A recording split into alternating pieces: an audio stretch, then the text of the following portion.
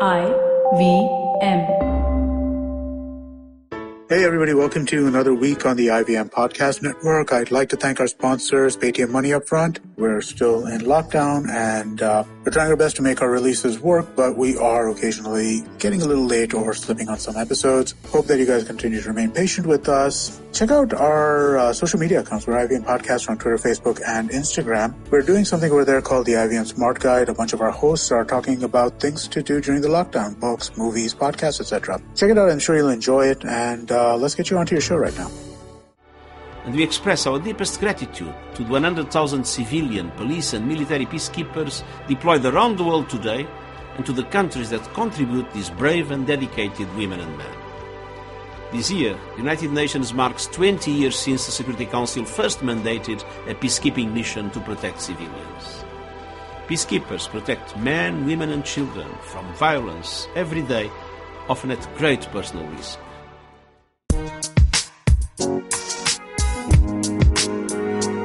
Hello and welcome to States of Anarchy. I'm your host, Hamsini Hariharan. On the podcast, I speak to experts about global affairs and foreign policy to see if we can make a little sense of the world around us. The sound clip that you just heard was the UN Secretary General, Antonio Guterres, paying tribute to the United Nations Peacekeeping Forces, or the UNPF. Over the last 70 years, the UNPF have been deployed to countries around the world to protect civilians from violence. India has consistently contributed troops to peacekeeping operations. Since 1948, more than 2 lakh Indian soldiers have served in 49 of 71 of the UN peacekeeping missions. In fact, in 2007, India was the first country to send an all-female troop to Liberia. But peacekeeping has also come up for much criticism, with UN peacekeeping often being accused of not protecting civilians when they could have. My guest for today is possibly the best person in India to speak about United Nations peacekeeping. Major General A.K. Bardalai retired after serving for 36 years with the Indian Army. Between 2008 and 2010, he served as the Deputy Head of Mission and the Deputy Force Commander of the United Nations Interim Force in Lebanon. With Major General Bardalai, we're going to dive into what successful peacekeeping operations look like and how they can be reformed. Just a note, because we recorded this podcast online, there are small spaces where the audio quality is not the best. Please bear with us. With that in mind, let's take a short break. Hi, I'm Sarayu Natarajan. And I'm Alok Prasanna Kumar.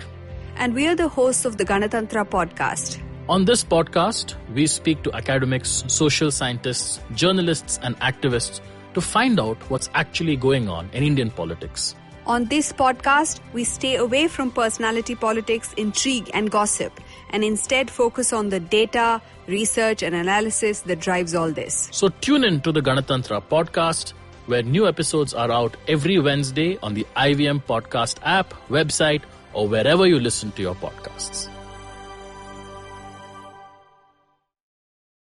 Welcome back to States of Anarchy. I'm Hamsini Hariharan, and I'm talking to Major General A.K. Bardalai about the nuts and bolts of UN peacekeeping. Hi, Major General Bardalai. Welcome to States of Anarchy. Thank you so much for speaking with me. It's my pleasure, Hamsini. So, sir, you have served in peacekeeping operations. You've worked with the UN on behalf of the Indian government and the Indian Army. What essentially is a peacekeeping mission? Actually, a peacekeeping word itself is not derived as UN Charter. Okay, and it is something like basically the principles. You can even say that the constitutions of United Nations. It has got various charters. So I will say that Chapter 6 is whenever the conflict takes place, there's a dispute between the two states. What happens is that there's something known as a Pacific settlement. So basically that. But Chapter 7 talks of actually intervention, like the case of even decided to intervene in 1990s in Yugoslavia. But peacekeeping, they call it, is not mentioned in the charter. It is in between Chapter 6 and Chapter 7. So colloquially, it is known as a 6.5 chapter. So essentially, peacekeeping, United Nations peacekeeping helps the countries torn by conflict to create conditions for a lasting peace.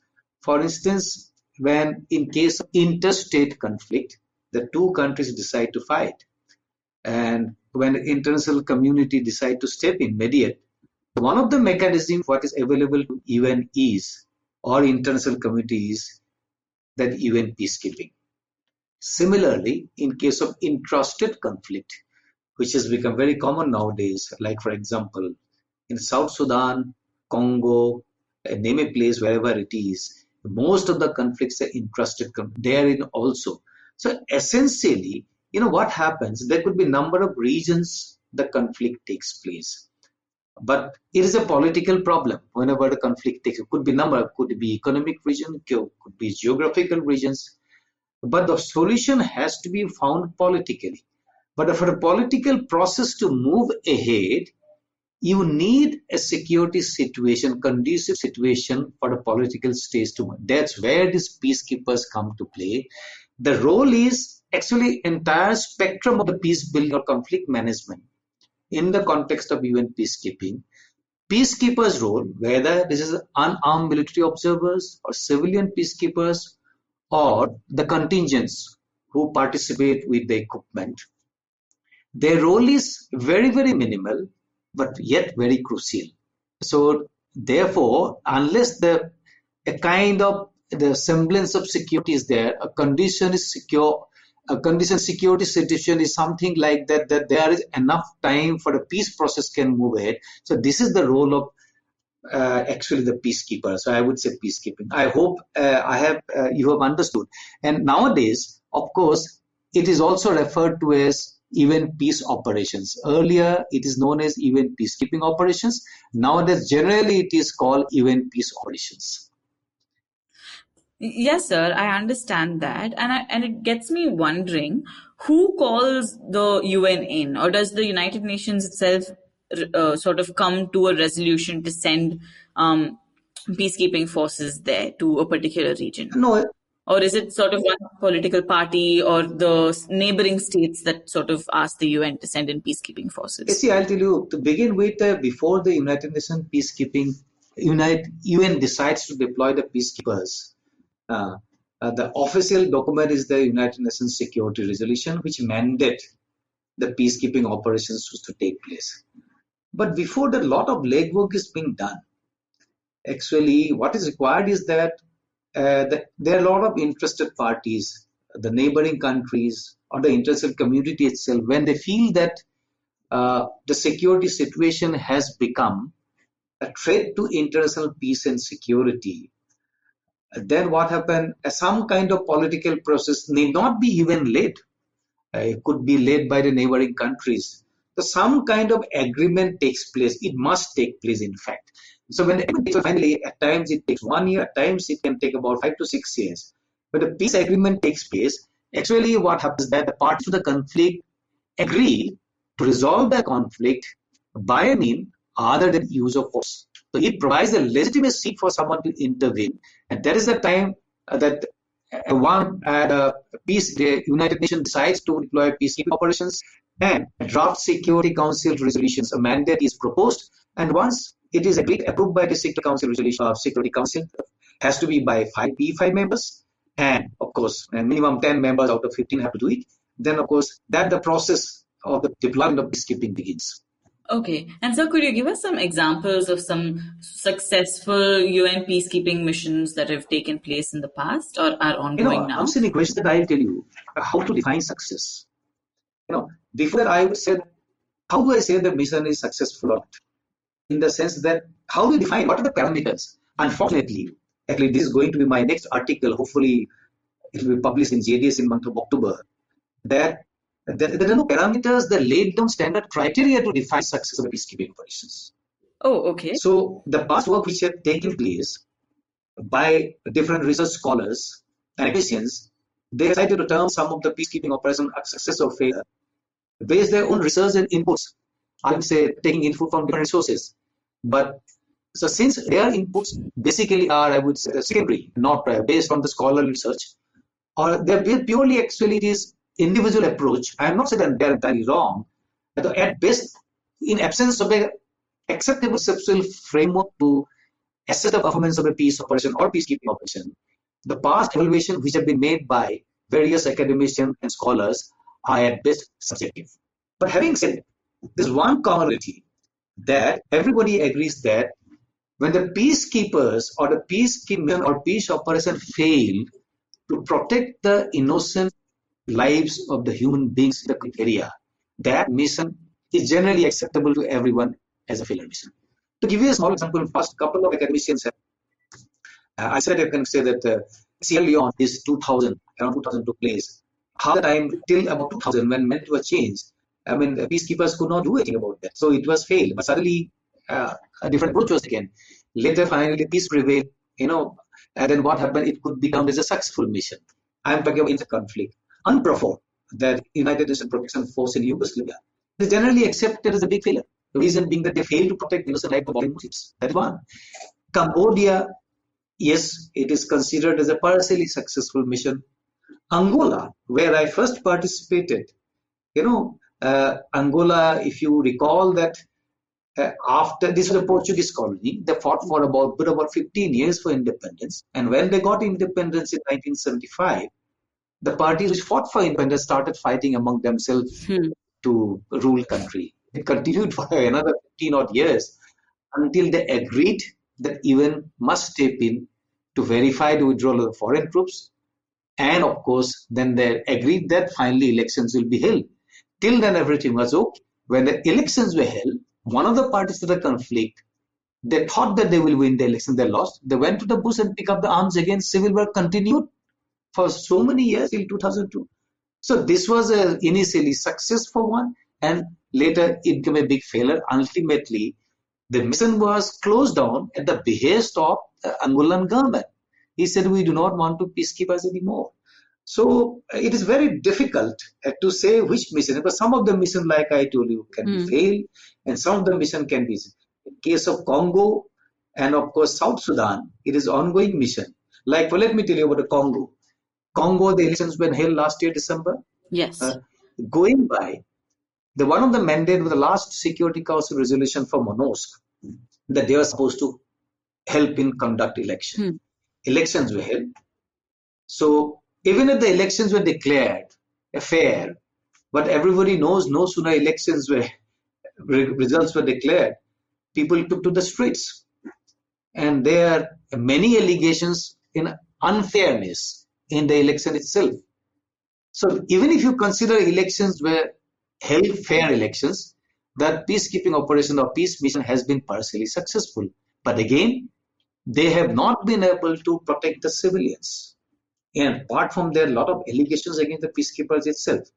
So it is very difficult how, it is a different subject by itself. If I keep continuing to talk, I think it will be difficult unless you want me to take you to that part. No, sir, it's really fascinating because generally when you think of use of military force, the use of military force is sort of accepted within a state to achieve a political ends, in a sense. But that isn't true for peace operations.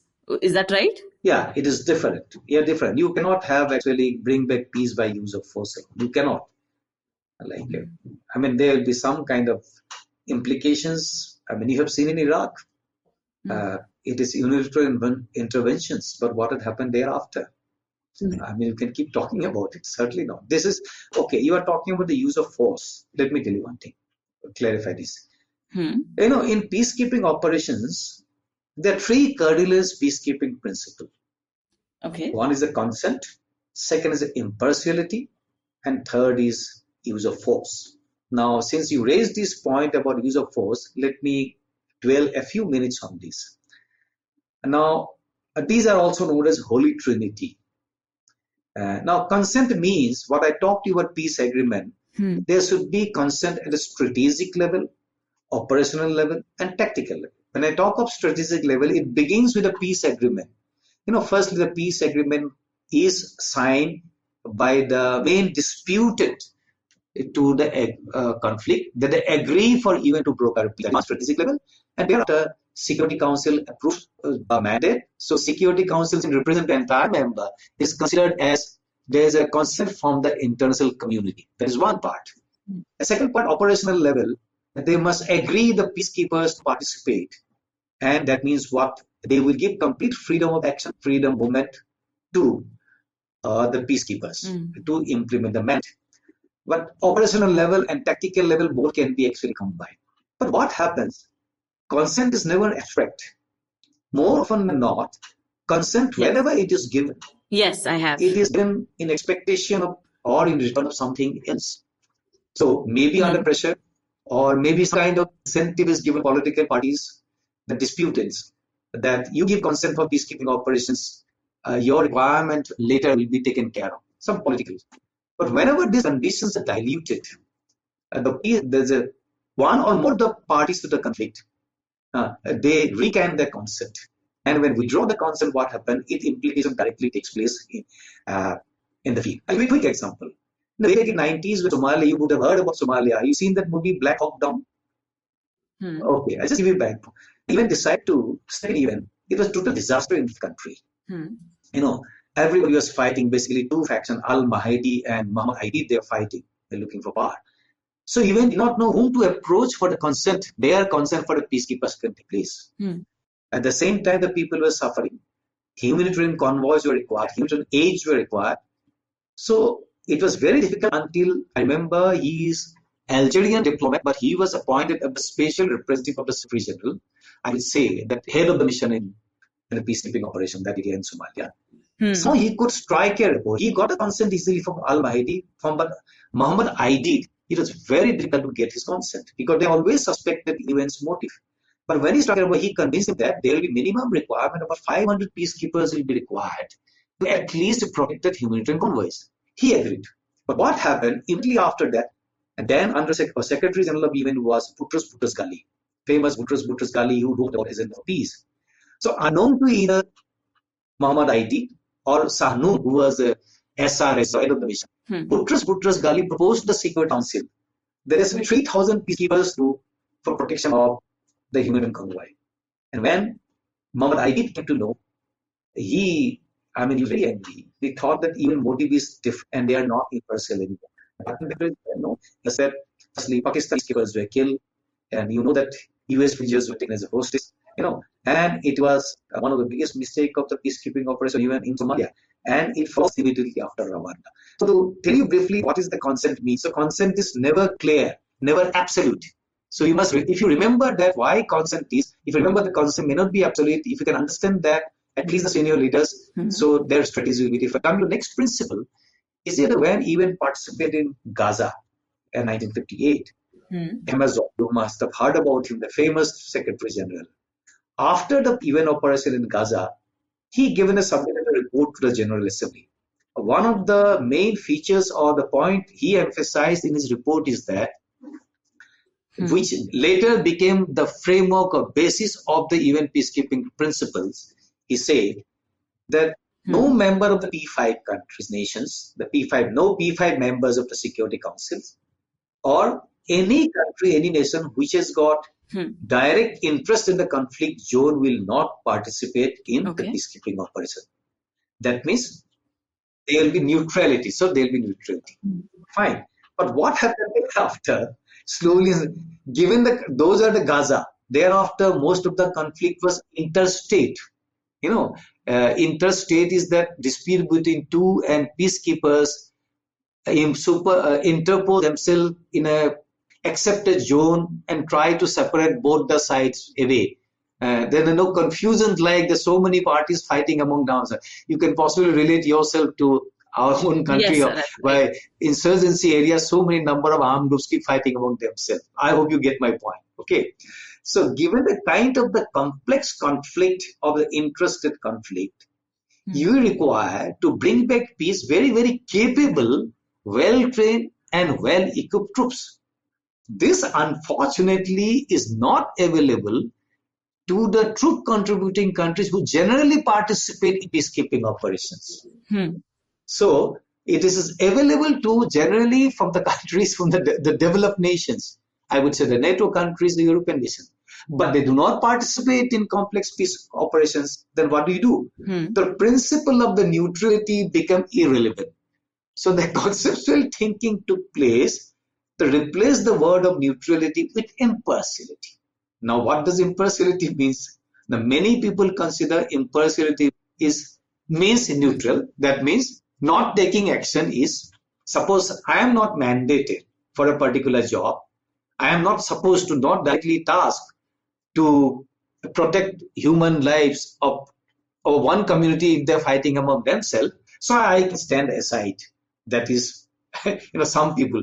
So although this principle of neutrality was replaced by impartiality, and the confusion continued. Now the confusion is not, let me tell you, not unintended. Many people deliberately exploited the gap in the information or exact explanation of this neutrality or relation between neutrality and impartiality, and they stood aside when innocent people have been killed. In case of Rwanda, when April 1994, when the Hutu militias in Interahamwe came down on the Tutsis, I'll not name the contingent, some of the, not Indian, now contingent, stood aside. They said, we have not been mandated for this.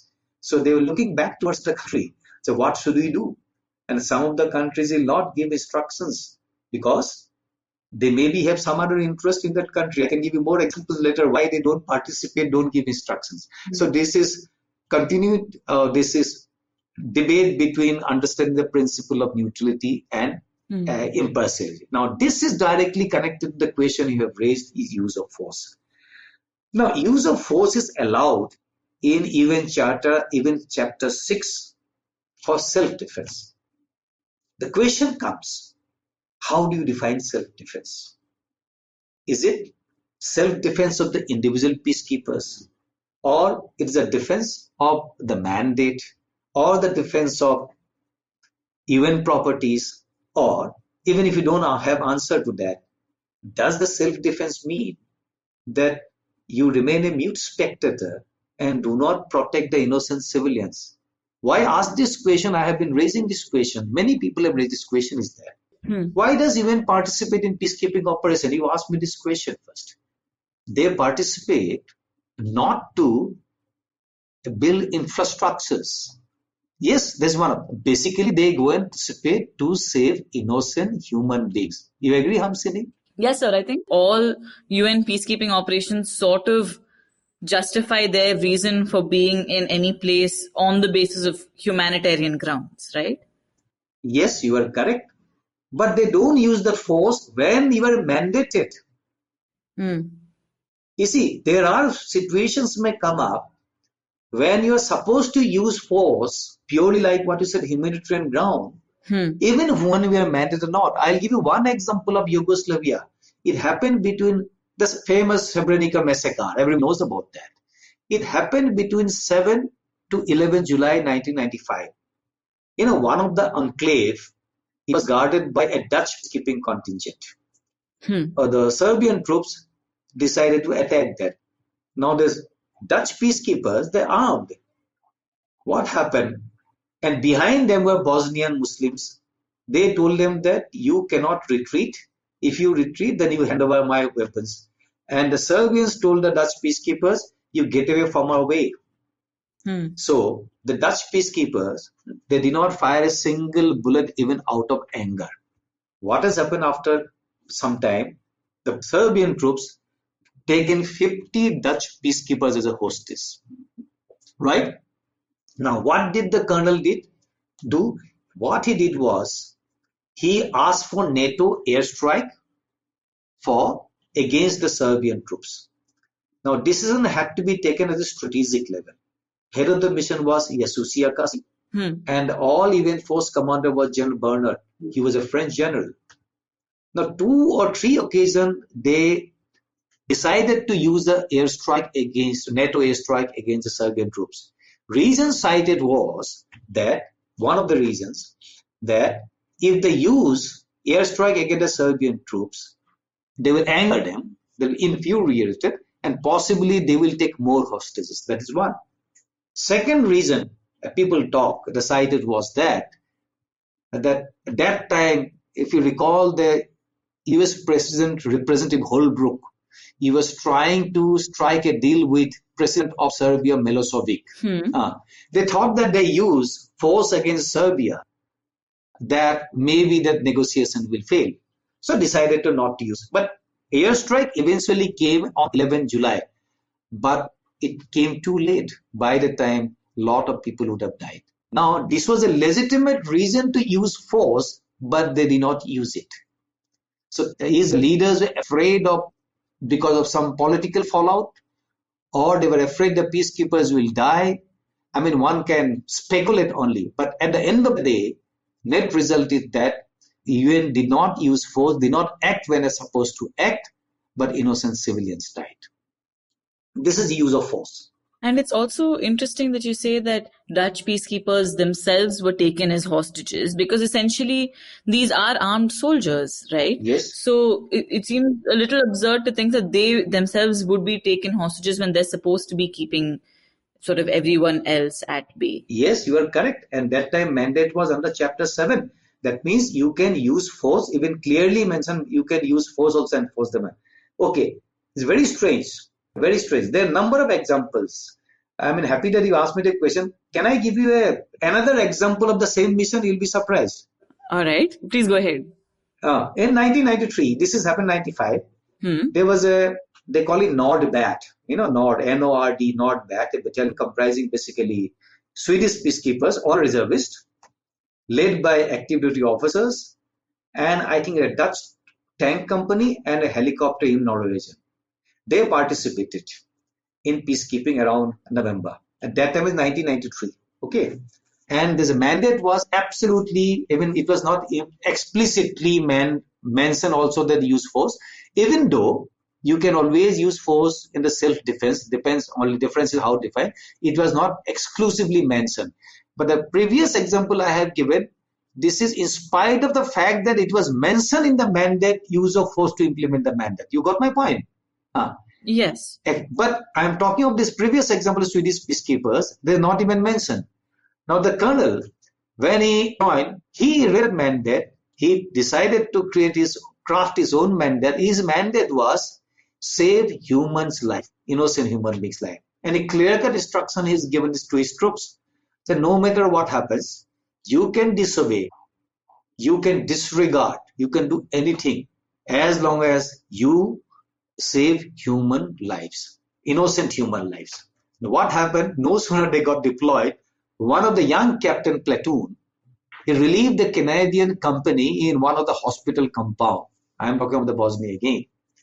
So no sooner they relieved, Canadian company had gone, they're surrounded by Croatian almost battalion-sized troops, about 1,000 odd troops, and a platoon will have about 30, 35, 40 odd troops. And there were 2 or 3 Muslim nurses. And they were told that please hand over these Muslim nurses. The platoon commander asked his CO, what do I do on radio? He said, you do whatever you feel like.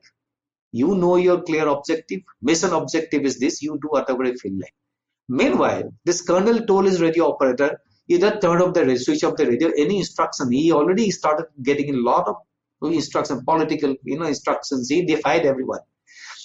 And believe you me, the Croatian unit fired upon the platoon, both direct and indirect fire, but the platoon managed to hold on. First, they were told after 12 hours, okay, we will not fire at you, hand over the Muslim nurses and you can leave. It's a nothing doing. Finally, after about more than 24 hours, the Croatian contingent gave up and pushed off. Here is one case resolve, the will to defend the mandate. And mandate is what? The saving innocent human lives. Because that's why I raised this point. Why do you participate in peacekeeping operations? Certain things are not to be given written down. If you participate in peacekeeping, obviously not to save animals. It is to save human beings, innocent human lives.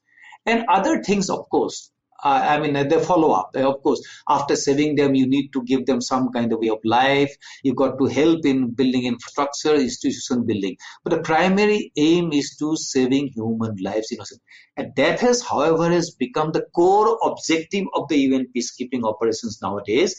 And all the mandates or Security Council resolutions mandating the deployment of peacekeeping operation, they nowadays explicitly write the protection of the civilian.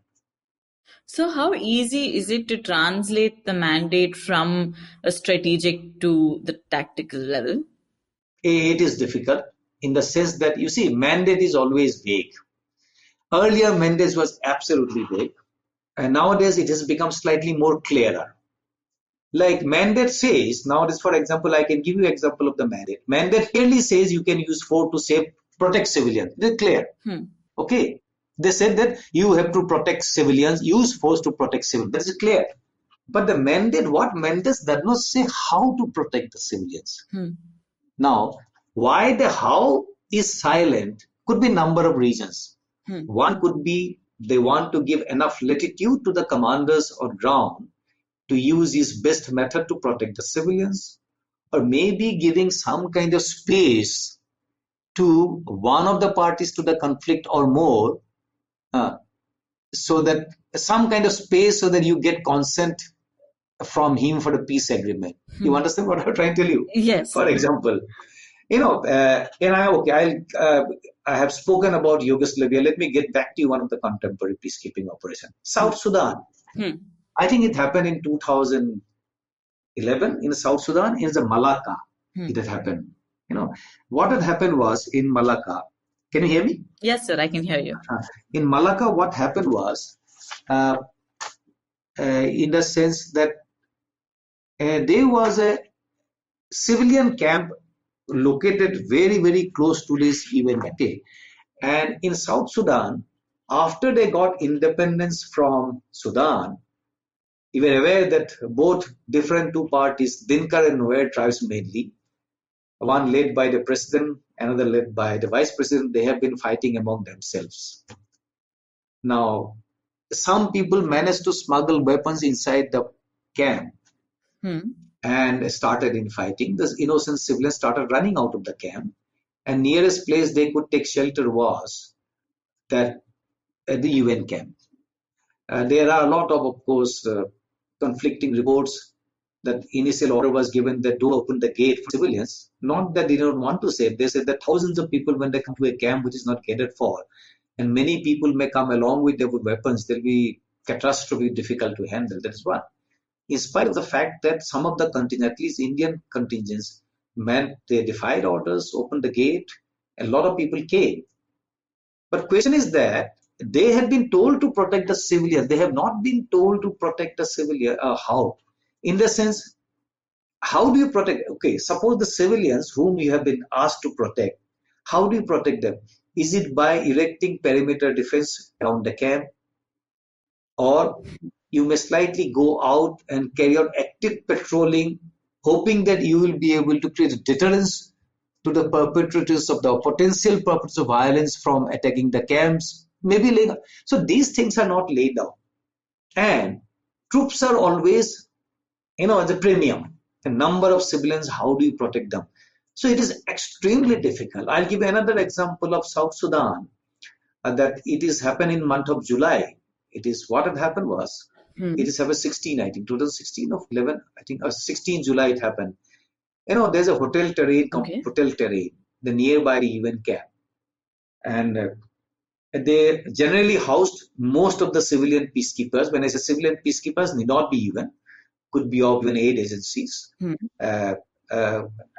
be from UNICEF, could be World Food Program, could be UNHCR, basically civilians. The Red Cross could be anyone, they were staying there. But suddenly one afternoon, these South Sudanese government soldiers, I repeat, South Sudanese government soldiers decided to storm the hotel terrain compound. They took out all the aid workers. Firstly, they shot dead one local journalist. His name is John Gatluck.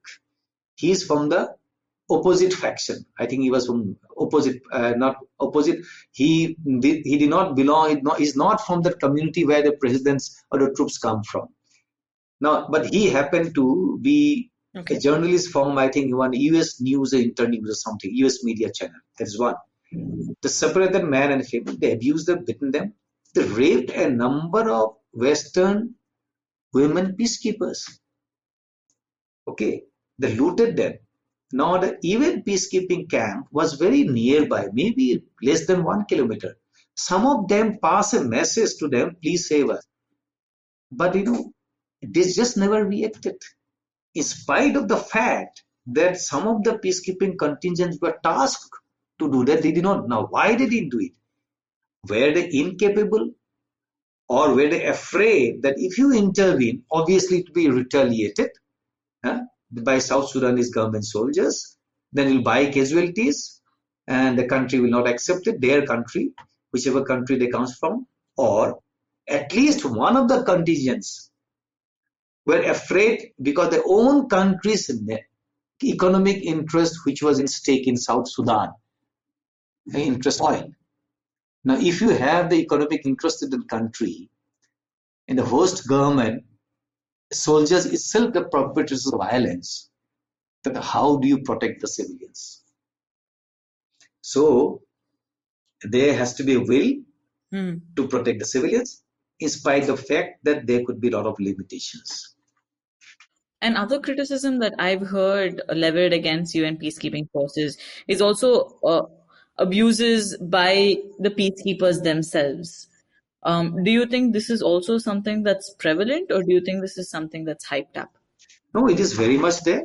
But let me tell you one thing that UN has been a policy of zero tolerance policy, and nowadays they come down very heavily on them.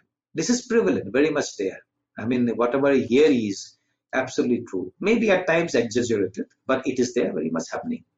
All right. And that is why it also depends on how good the training of the peacekeepers before they get deployed. How strict in the own contingents. Like I don't think you ever heard the Indian peacekeepers getting involved in such acts. Have you ever heard? No, sir, I haven't. It shows because how strict they are, because our selection system is so strict, so strictly monitored. Commanding officers and the best of the troops, they're always told, when you go and participate, apart from the peacekeeping role, which you are going to, the role which you have to take on, but you also the representative of the countries. While it is possible inside your own country to do damage control, outside if something happens, it becomes extremely difficult. Extremely difficult. There it's prevalent. So you've served as, I think, the deputy first commander of a peacekeeping mission in the Middle East. How was your experience dealing with all of these loopholes in terms of the mandate, as well as serving on the ground with forces from all over the world? You see, when I was there, I was the deputy head of the mission and also as well as the deputy force commander. So I was a part of this senior mission leaders, and many a times I had to wear double hat of the force commander, also head of the missions. Just briefly, it was UNIFIL 11 and is slightly different mission, one of the traditional mission, unlike the Congo and South Sudan, something like that. It is basically a conflict between two countries, but the peacekeeping mission is deployed inside one country. Like, for example, I'll give you a parallel example. When Ethiopia, Eritrea was UNMI, the mission was closed down later. When peacekeepers got deployed, they got deployed in neutral zone. This is called T as a temporary security zone. So it has got area for both the countries. In case of UNIFIL, it is deployed only on one side. That is one part. Okay. Having said that, there were 33 odd countries participated in that missions, and major participants were from the European nations, Italian, Spanish, and the French contingents, and all of them are part of the NATO. Now, and European, I think this is the only mission where Europeans are participating, or I would say that European troops are participating in a peacekeeping operations. It goes to show that their countries have a lot of interest in that area. I mean, it's very easy to understandable. But having said that, they actually come from some kind of ethos, that is a philosophy of the operation is quite different from others. They have been participating. Unlike our country in India, these countries do not have to defend the borders. No, we have to defend our borders against mainly rivalries of Pakistan and China, mostly. Okay. But these countries do not have to. So what happened? They participate as part of the NATO in outside their countries. So when they participate outside the countries, their thinking approach to peacekeeping will be different. And when they participate in peacekeeping operations, that too for a short period, there's a tendency to get whatever the learning, the way of life as a part of the NATO participation to peacekeeping operation. This was a challenge. The clear difference of the attitude or the approach to peacekeeping from the developed nations and between the countries from Southeast Asian nations, for instance, Indians, Bangladeshis, Nepalese, Indonesia, and Malaysia. That is first kind of difference. So interoperability between the two different kind of thinking was different. There's a challenge, but is it possible? The outlook was different. So peacekeeping operations had to be people-centric. I'm not coming to the mandate as yet. Peacekeeping operation has to be people-centric. People-centric means there you got to be sensitive to the local traditions, cultures, and the requirement of the local population. Okay, I'll give you a simple example. When you travel, the peacekeepers from these developed countries, they're attired in the full battle gear with a helmet, blue helmet on top, the dark glasses, the bulletproof jackets, weapons always ready to fire, move in armored personnel carriers in high speed. So this is seen as an arrogance by the local populations. That is one. Second thing, supposing they want to reach out to the children. I'm not saying that they do it. Suppose they want to give hand something to the children. You are carrying a packet of toffees. When Indian peacekeepers do it, they will get down from the car. They will smile, look at them, walk up to the children, and the children come to you. They will wait for some time, come to you, hand over a packet of chocolate or toffees. But in case of the others, normally you will not find that kind of attitude. I'll give you one more example. Like when you participate in peacekeeping operation, there's a fixed figure that Indian suppose so country will participate with so many number of troops. That means UN will pay you only for that many number of troops. We always participate in that many number of troops, and our other administrative support elements are part of that figure. In case of European troops, NATO country troops, they have got much more than what is mandated. They don't care. The country pays for additional troops. And in that, one element is built in that they call it CIMIC. CIMIC, they call it, it is operation. A term is used to reach out to the population. So they are specialized troop, kind of peer, they'll move around. Suppose a contingent participate in the peacekeeping operations. They come across some civilian, an incident takes place. It has to be controlled. In their case, the peacekeeping contingent will go away. Their follow-up team, CIMIC troops, they're experts in that. They will try to calm them down because the expert, they know to negotiate. They're totally different. This works. But country like Indians, they do not have that luxury to have that. So what they do is some mistakes takes place, they themselves say sorry. I think that the solid, huge difference between two. Like for instance, if somebody misbehaves with me, I would rather prefer him to tell me sorry rather than sending his representative to telling me sorry. You can understand the impact. That is UNIFIL. But yet, despite of the fact now coming to the mandate, UNIFIL mandate is UNIFIL, that is UN peacekeeping, was generally in the supportive role. Assist like armed forces, assist so-and-so, support so-and-so, basically. But what happened? A local person, or I would say mostly Israelis, they do not look into that. If something goes wrong, they're very quick blaming the UN peacekeepers. Because although the 2006 war was between Israelis and Lebanese, the people who fought on behalf of Lebanese were Hezbollah. Hezbollah today is a reckonable force. They have participated also in Syria. They have also become a political party. And reports of their number of rockets which is there in possession is going up every day. Actually, I don't know what is the truth. But point that they have become a reckonable force, and Lebanese people accept them as resistance. They feel that given the kind of number of forces, Lebanese forces, that the force they have, the lack of equipment, lack of the capability, they feel that only organization which can stand up to Israelis are Hezbollahs. Okay, so if there is an incident, the Israelis are very quick to point a finger at UNIFIL that you have failed to do that. So, but I'll tell you something again, how difficult is this mandate. When the 2006, after the war, 1701 was the Security Council resolution, which has approved the current deployment of the peacekeeping operations in Lebanon, does not make any reference to Hezbollah. But everybody knows Hezbollah is an armed group. Now, why no reference has been made to Hezbollah? Suppose you make a reference to Hezbollah as an armed group in the Security Council resolutions. Now, as per the mandate, Lebanese armed forces are supposed to disarm all armed groups with assistance from UNIFIL, so indirectly UNIFIL also involved, other than Lebanese government forces. So, that means that includes Hezbollah. When Hezbollah is included, Hezbollah will not accept it. They will retaliate.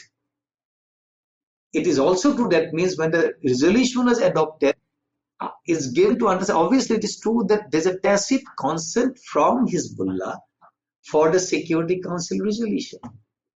So they had given the consent. Getting back to my first point about the consent is that in return of the assurance that their name will not be referred, they continue to remain as a resistance group.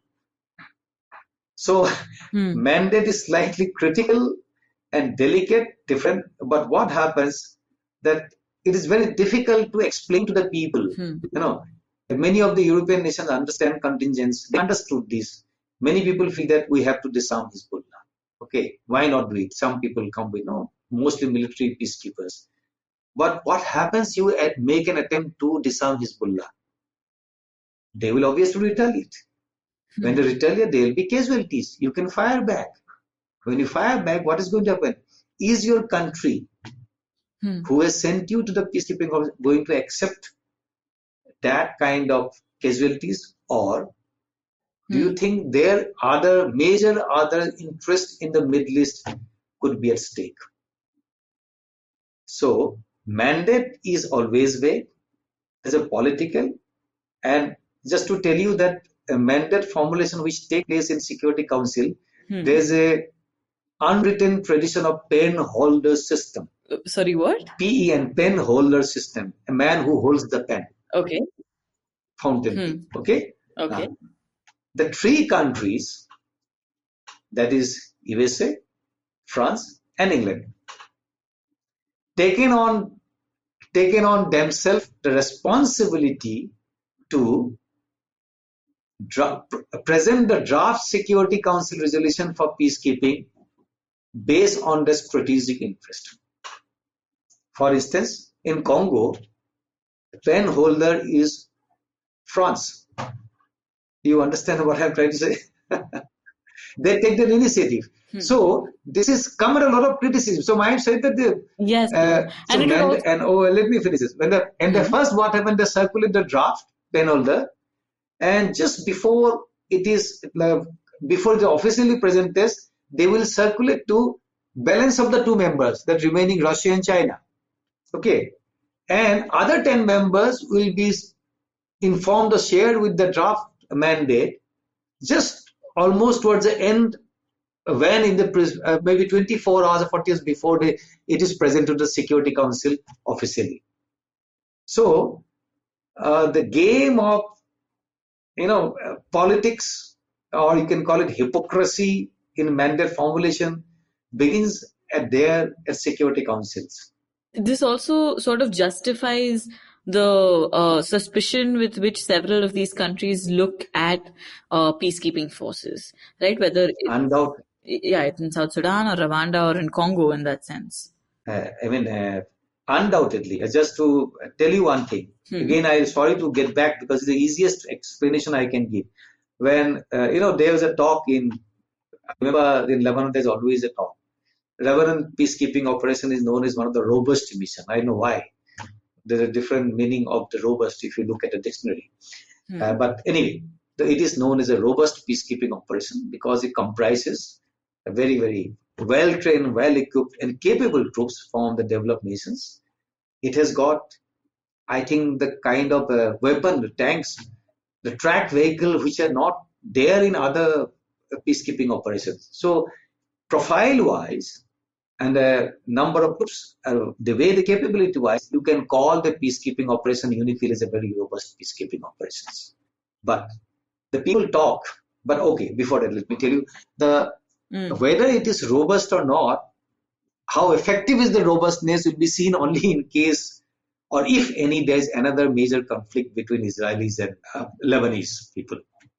When a conflict takes place, presumably that Israelis are advanced like it had happened earlier, what would the peacekeepers do? Because they're not mandated. They're not mandated to prevent another conflict. Will they step aside for the conflict to progress or take its own shape, and no matter what happens, or purely on humanitarian ground, even if they're not mandated, they will interfere or intervene or interpose. But the moment they do that, obviously, they'll be fired upon by both sides. So there will be casualties. And are there troop contributing countries, their nations will accept that? To my opinion, they are not going to accept it because they have got a higher interest, a major, more, I think, larger interest for participating peacekeeping operation in Middle East than, I think, trying to put their peacekeepers' life at risk. But that means why this is robust than fine? Is it to protect themselves? So keeping that in mind is always a question by locals speak that if the war breaks out next time, we do not know about the other nations, this nation, but we are sure about two nations, they are going to stay back. They talk highly of Indian peacekeepers and Ghanaian peacekeepers. Because purely from out of their experience of 2006 war, they're not stating in as many words that others will run away. But they talk highly. They said, we have got fake the war breaks up, Indian peacekeeper Ghanaian will stay back. So this is, sorry, I maybe I have digressed from what you asked me.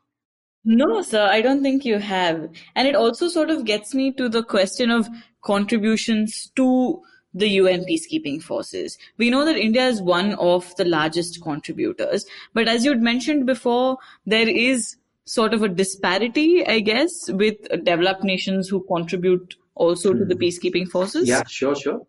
And the sense you are asking that the disparity between the participation by the developed nation or developing nations. Yes, I'm saying the parity between both of them. Why is there a parity? Parity is that I'll tell you, okay, let me answer this question, why people contribute to peacekeeping operation. I think that will give you the answer.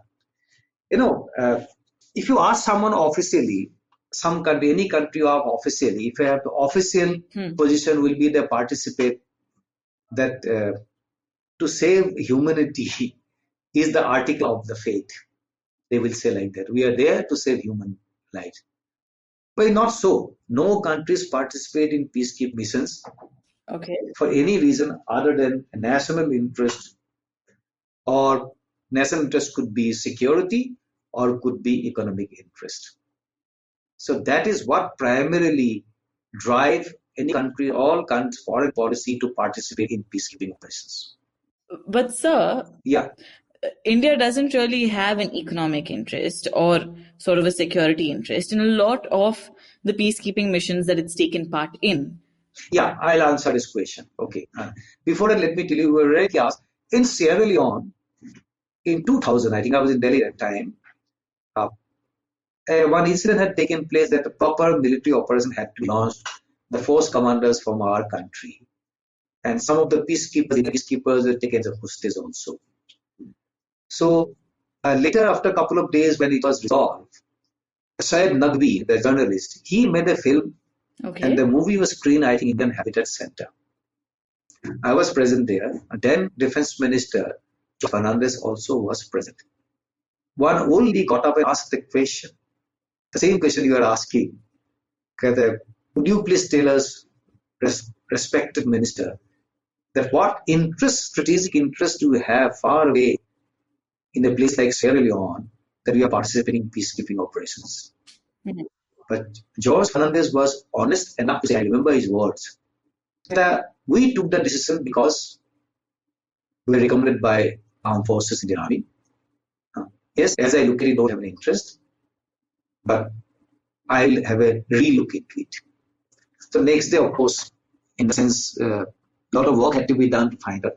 Eventually, of course, India decided to pull out from Sierra Leone, not because of this reason, another reasons, because while the peacekeeping operation is in progress, initially India was participating on Chapter 6. Chapter 6 is basically that you believe in pacific settlement of the cases in a dispute. Use force only in self-defense. While you can use force in self-defense anywhere, like the example I gave for Yugoslavia, without consulting the troop contributing countries, even decided to change the mandate from Chapter 6 to Chapter 7. In those days, it was against India's policy in participating peacekeeping operation under Chapter 7. India decided to pull out. That is one part. Second part, another reason why people want to participate in peacekeeping operation is obviously maybe asserting influence on the world stage. One of the reasons. You want to be seen as a recovery. Otherwise, what happened that the people want to come back light? Others who will recognize India. If India keep participating in peacekeeping operations, India has been banging, thumping the table that India deserves to be a permanent member of the Security Councils, but nobody seems to care. So, but supposing the one hand to keep claiming not participating. No, this is not the reason. I'm just giving an example. Okay. If you ask a diplomat, he will give you, no, this is not the reason of participating.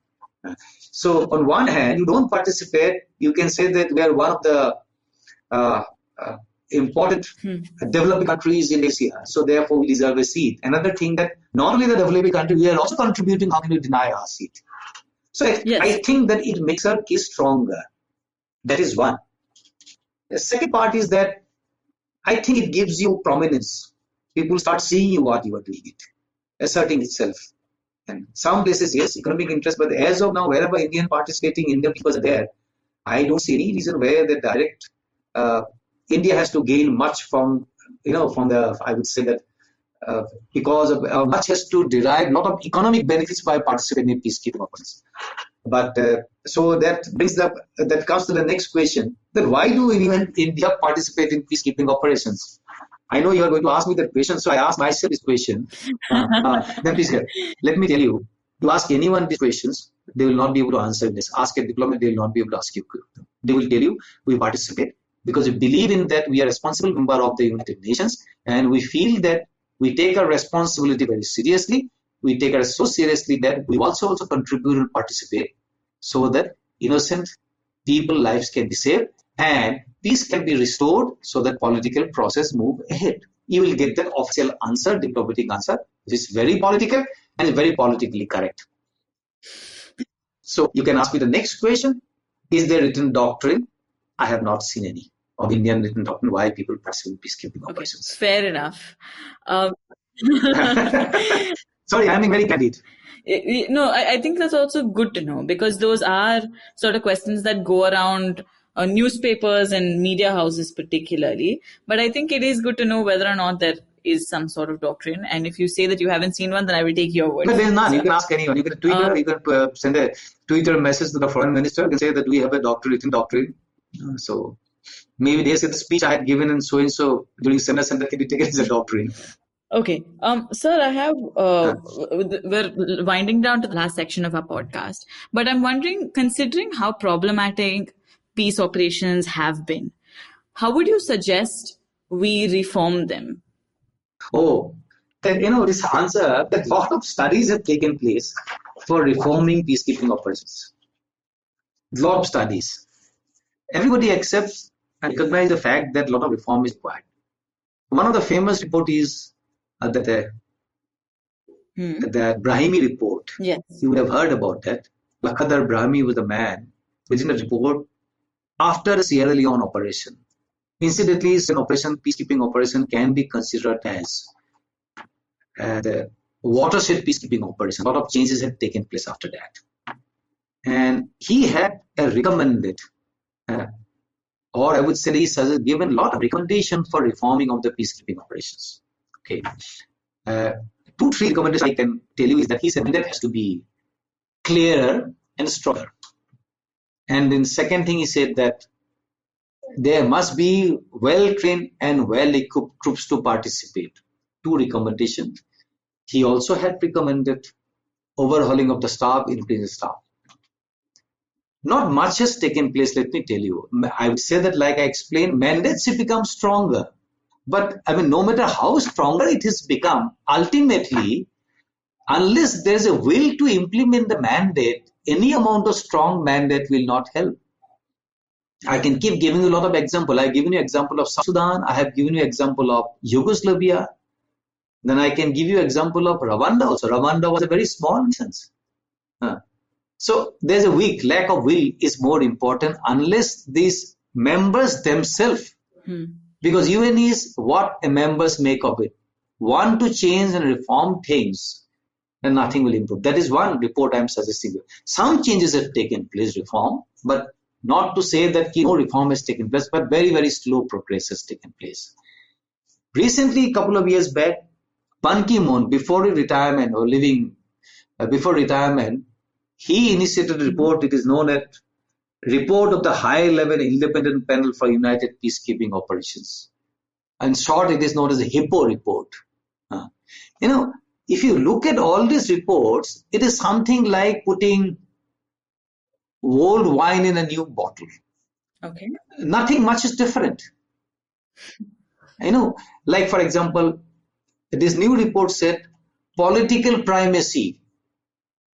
Yes, political primacy. Obviously, it's a political process. I'll give you an example. Somebody asked me a question about 2 years back during a question answer session after my talk. They asked me a question about Syria. I said, look, in Syria, if you apply the same, suppose they said that can even peacekeeping operation take place in Syria? I said that before you do that, you have to ask a question which Chanakya had asked. Chanakya asked that anything you want to do, there are 3 questions you should ask. That what is my aim? What are the chances of successes? What would be thereof? Now, if you want to look for success in a place like Syria, you talk of political primacy, what do? The people who has to take the lead in political primacy, that's the P5, they themselves are involved. How can you implement the recommendation of political primacy? I'm just giving an example. So I'm not saying that reform has not taken place. Reforms have taken place selectively. Like one of the agenda of the United Nations is that to increase the number of female peacekeepers. What has happened so far, the female peacekeepers, the troops contingents, they have could be increased by only about 4% so far. I think the aim is about more than 10%. In case of police units, there's about 10. There are a lot of limitations. Countries not being able to participate. So reforms is very, very slow. But I have got faith that we should not give up hope, because no matter how much criticism is drawn by United Nations peace operations for its inability to deliver, as of now, I cannot find any other better alternative to restore that some kind of peace in the conflict zones. And worst is that the people who can make a difference, if they do not want to participate, so finally it falls back to the always selected troop contributing countries. In any case, if you remember what Dag Hammarskjöld said, that the UN was not created to take mankind into paradise, but rather to save humanity from hell. Going by that, reform or no reform, even if it's a slow reform, I think UN is going to stay for quite some time as the only alternative to bring back some kind of peace in the conflict zone. All right. I agree with you completely, sir. This is my last question for you. If anyone is interested in reading more about the United Nations peacekeeping operations or about India's contributions to it and so on, what books or resources would you suggest for them? To begin with, in general, about the UN peacekeeping, it is available online. General informations. There is a site even available. Generally, it is available online most of the time.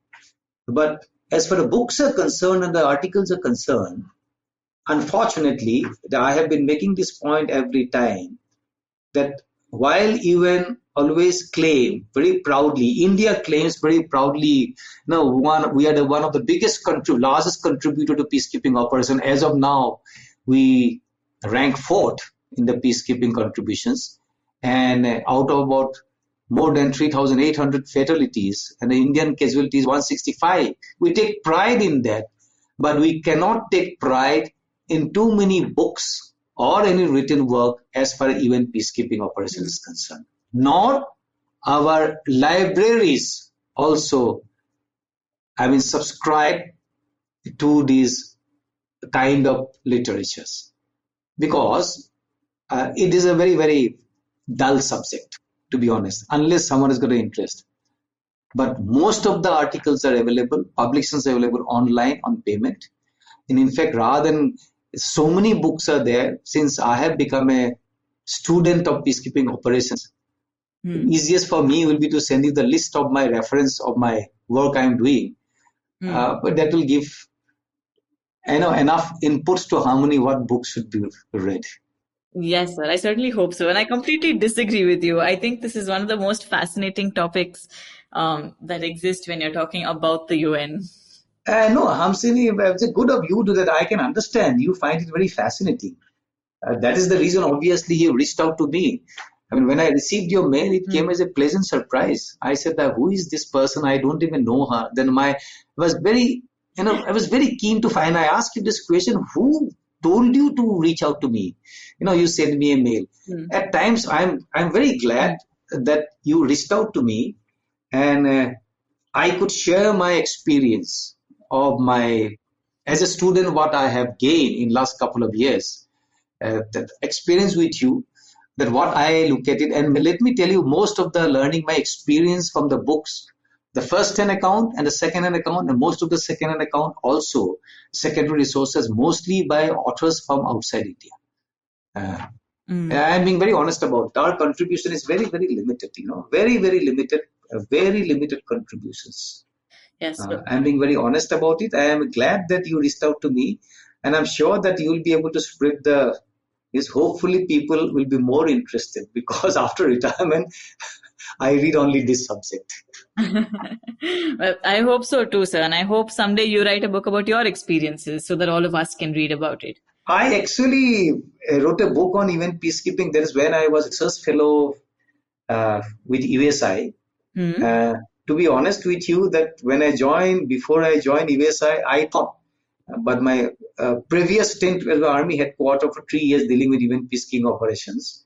And I thought when I joined USI that I knew a lot, but when I started reading, I realized I knew nothing. So 2 years down the line, when I wrote that book, I thought I learned a lot. I left it at that. Then I joined UNIFIL later. I thought that I knew a lot. Then after I came out, I realized I knew nothing. Then I started my next phase.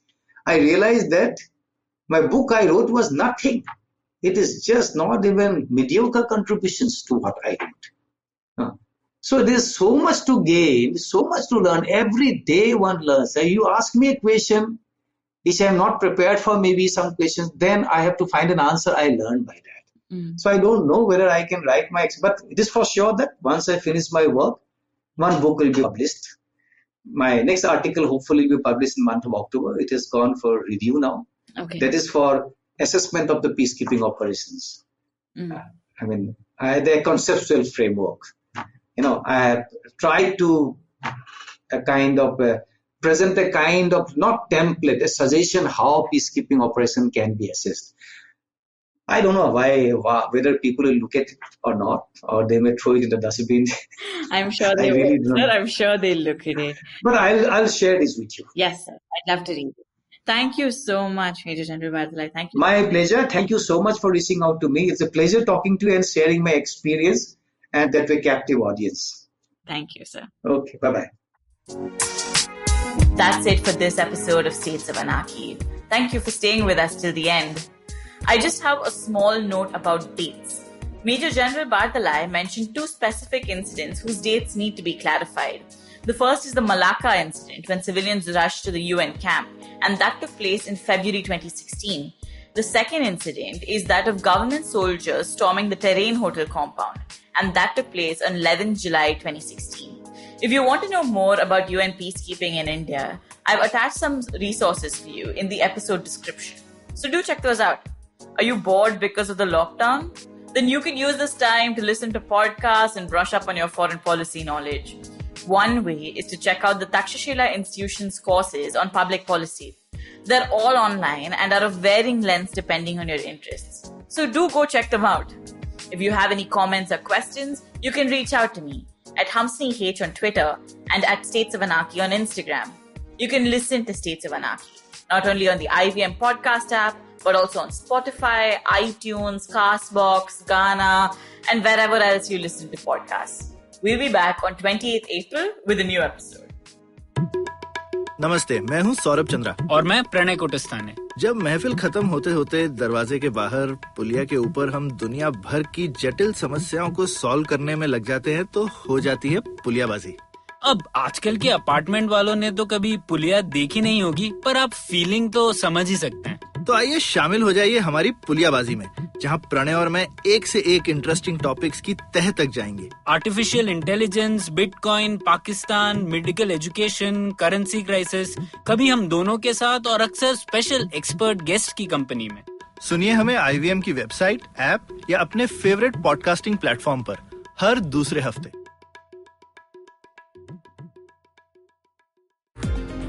Hello, everybody. We have a brand new daily podcast we're working on with Bloomberg Quint. All you need to know provides the top news on business, markets, and the economy so that you can stay ahead of the curve.